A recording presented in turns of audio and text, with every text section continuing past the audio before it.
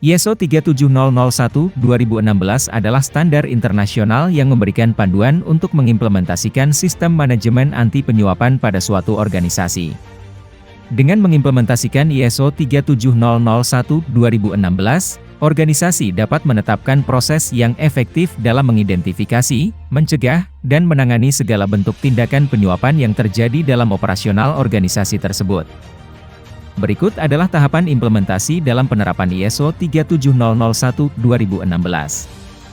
Yang pertama, penetapan tim implementasi. Pertama-tama, organisasi harus menetapkan tim implementasi yang bertanggung jawab untuk menerapkan ISO 37001-2016. Tim implementasi ini harus terdiri dari anggota organisasi yang memiliki pengetahuan yang cukup tentang sistem manajemen dan peraturan anti penyuapan. Tim implementasi juga harus diberikan wewenang untuk mengambil keputusan yang berkaitan dengan implementasi ISO 37001-2016. Kedua, identifikasi risiko penyuapan. Langkah kedua dalam penerapan ISO 37001-2016 adalah membantu risiko penyuapan yang mungkin terjadi di organisasi tersebut. Tim implementasi harus melakukan penilaian risiko secara menyeluruh pada seluruh aspek operasional organisasi, termasuk hubungan dengan pihak ketiga seperti mitra bisnis, pemasok, dan pelanggan. Hasil dari penilaian risiko ini akan membantu organisasi dalam merancang program pencegahan penyuapan yang sesuai. Ketiga, penetapan kebijakan anti penyuapan. Setelah penyusupan risiko diidentifikasi, organisasi harus menetapkan kebijakan anti penyuapan yang jelas dan terukur.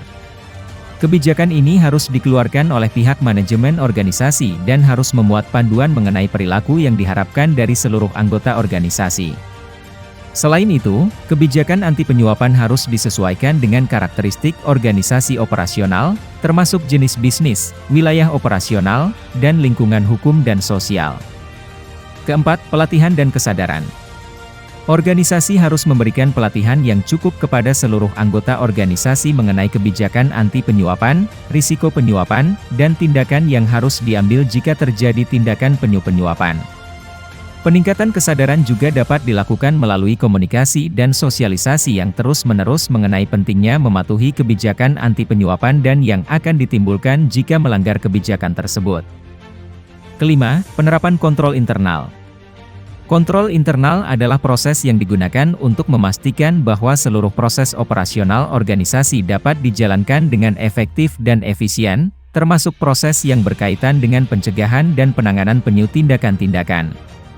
Kontrol internal yang efektif mencakup penyelesaian tugas, pengawasan, pemeriksaan, dan pengendalian akses terhadap aset organisasi. Keenam, implementasi program pemantauan dan pelaporan.